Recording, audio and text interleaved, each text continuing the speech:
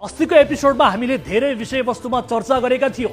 त्यसमध्ये श्रम संस्कृति पार्टीका अध्यक्ष हर्क साम्पाङको भूमिका धार्मिक तनाव बढेको बेला रचनात्मक देखिएन भन्ने सम्बन्धमा केही कुरा बोलेका थियौं। बोल्न त सीके राउतका बारेमा पनि हामीले बोलेका थियौं, तर चर्चा हर्ककै बारेमा बढी भयो। दलहरूमाथि प्रश्न उठाउने हाम्रो धर्म थियो। प्रश्नको जवाब साम्पाङले 9.5 मिनेटको भिडियोमा दिनुभएको छ, जसमा उहाँले कसले कति पैसा दिएर मलाई प्रश्न गरेको भन्ने प्रश्न 5 पटक र आफ्नो इन्टरभ्यू लिन आउनु भनेर 5 पटक भन्नुभएको छ। यसबारे अलिकति पछि चर्चा गर्छु। सुरु हामीले के वर्णन गर्नु? पालो हर्क साम्पाङको।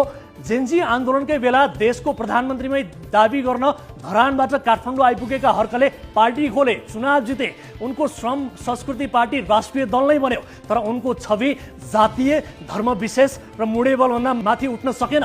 कप्तानगञ्ज घटनापछि देशमा धार्मिक तनाव बढिरहेका बेला स्थिति सामान्य बनाउन हर्कको भूमिका देख्न पाइएन भन्ने चिन्ता गरेर हामीले अघिल्लो एपिसोडमा केही कुरा राखेका थियौं। त्यसको जवाफमा हिजो अध्यक्ष साम्पाङले 9.5 मिनेटको भिडियो फेसबुकमा राख्नु भएको छ, जसमा 5 पटक चाहिँ हामी कसैबाट परिचालित, कसैबाट पैसा लिएको भन्ने कुरा गर्नुभएको छ। अनि 5 पटक मेरो इन्टरभ्यू लिन आउनु, मैले दिएको जवाफले तिम्रो पत्रकारिता सकिन्छ भन्नुभएको छ। एकपटक उहाँको कुरा छोटोमा सुनिहालौँ। यो वीरेन्द्र जैरू कि फैरू भन्ने मान्छेलाई म यो भन्न चाहन्छु। र यो मान्छेले यत्रो ठुलो गफ गर्दाखेरि एउटा इन्टरभ्यू मेरो लिनु नि हो, होइन? इन्टरभ्यू मेरो लिनु नि, कसले कति दिएर, होइन, भरण पोषण के गरेर चाहिँ साथीले यस्तो गीत गाएको हो। साथीलाई म भन्न चाहन्छु, एउटा इन्टरभ्यू मेरो लिनु, होइन? इन्टरभ्यू मेरो लिनु। त्यो इन्टरभ्यू लिएको भोलिपल्टदेखि पत्रकारिता छोड्ने बनाउन सक्छु। एकचोटि इन्टरभ्यू लिनु न, है? अफवाह नफैलाउनुहोस्। तपाईँलाई कति पैसा दियो, होइन, कसले दियो, त्यो भन्नु नि यहाँबाट। एउटा मेरो इन्टरभ्यू लिनु, ओके? सक्नुहुन्छ भने एउटा इन्टरभ्यू लिनु। कति पैसा पाउनुहुन्छ यस्तो बोलेर? एउटा इन्टरभ्यू मेरो लिनु, होइन? लाइभ गरौँ, त्यसको भोलिपल्टदेखि पत्रकारिता गर्नु तपाईँले गाह्रो हुन्छ।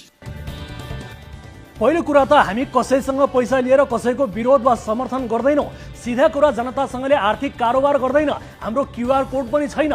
तपाईको विरोध गर्दा पैसा आउँछ भने हाम्रो विरोधमा तपाईका कार्यकर्ता पनि उत्रिएकै छन्। हाम्रो प्रश्न छ, हाम्रो विरोध गर्ने तपाईका समर्थकलाई चाहिँ तपाई कति पैसा बाँड्नुहुन्छ?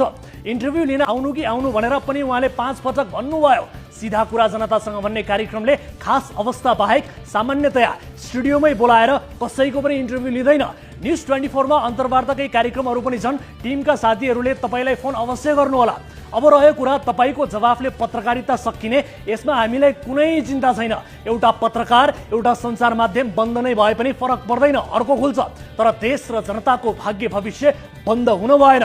एउटा पत्रकार बिग्रे एउटा क्षेत्रमा अलिकति धक्का लाग्छ, तर एउटा दल, एउटा नेता बिग्रिँदा हजारौं निर्दोष नेपालीको बलि चढेको तपाईँ हाम्रो आँखा अगाडि नै छ। सोझा सिधा जनताले नेताको विश्वास गर्छन्। उनीहरूले भने बमोजिम मर्न र मार्न तयार हुन्छन्। अन्तिममा त्यस्तो डेडिकेसन भएका कार्यकर्ताको हालत के हुन्छ?